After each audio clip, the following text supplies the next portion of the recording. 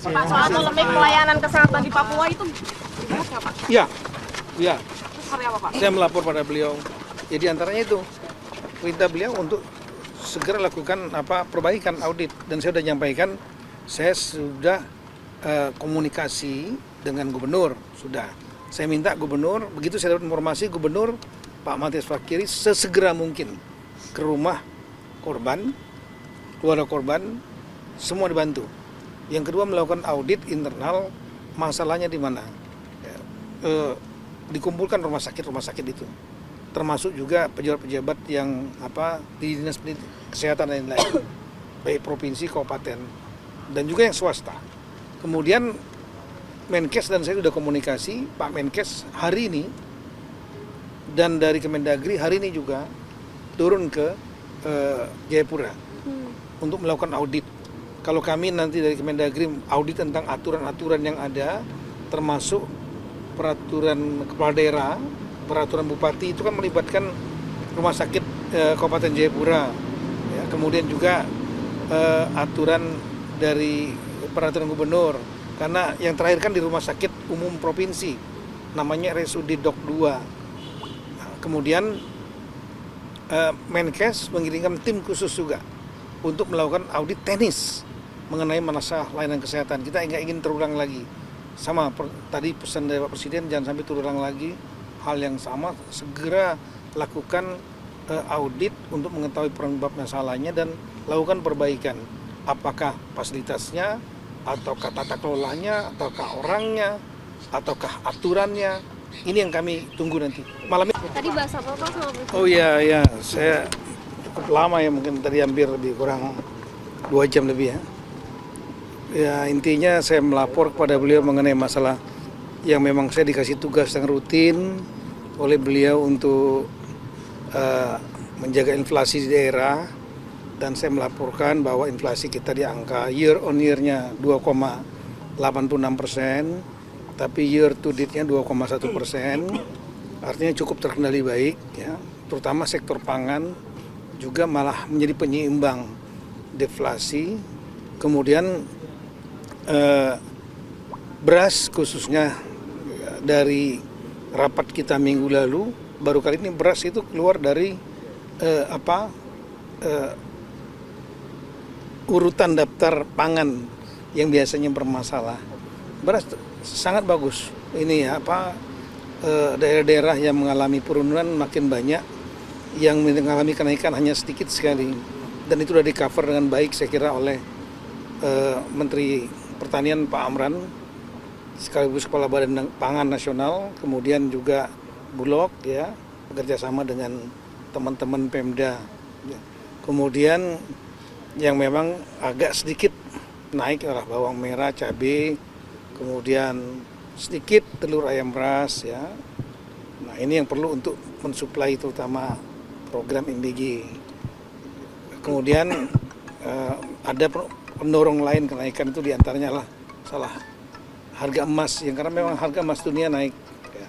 Ada situasi geopolitik ya, ada fenomena dedolarisasi misalnya ya.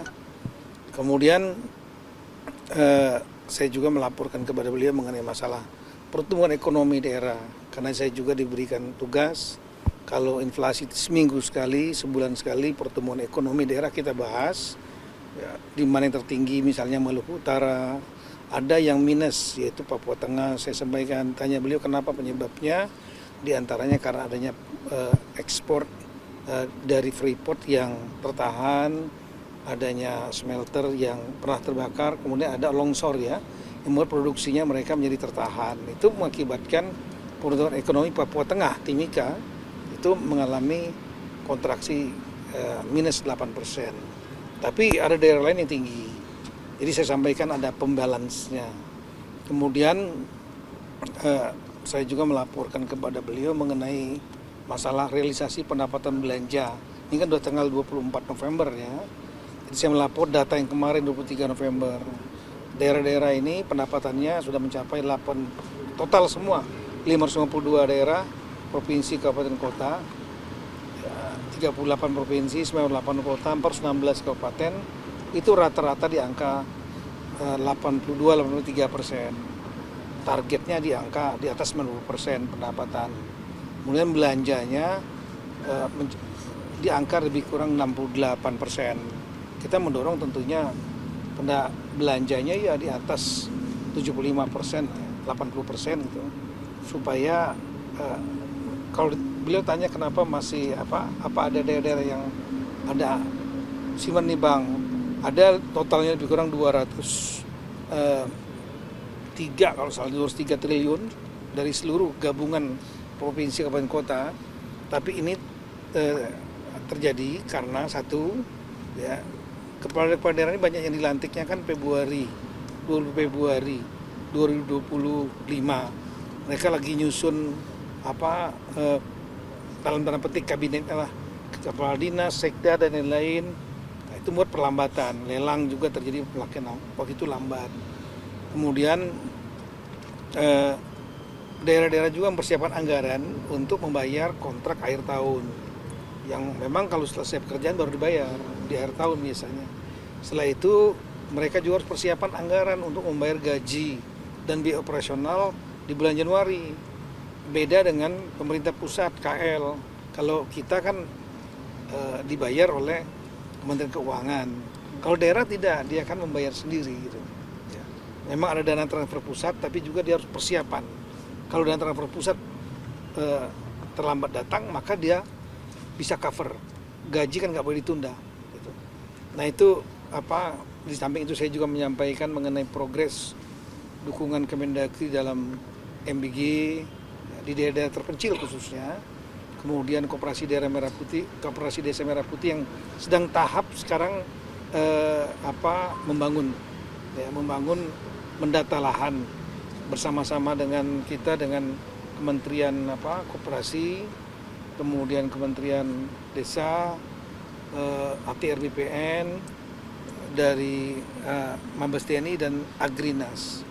Nah kemudian saya juga menyampaikan kepada beliau mengenai situasi-situasi yang lain lah, ya, mengenai misalnya Komite Percepatan Pembangunan Papua yang sudah saya briefing 3 kali dan saya minta kepada Bapak Presiden berkenan untuk menerima mereka sekaligus memberikan arahan kalau bisa serempak dengan para kepala daerah se-Papua dalam rangka percepatan pembangunan itu, supaya komite ini memiliki mandat, memiliki power, bersama juga dengan KL, kementerian lembaga yang memiliki program di Papua, mendapat arahan dari Bapak Presiden, sehingga Papua ini betul-betul dapat dipercepat, kita dorong percepat pembangunannya.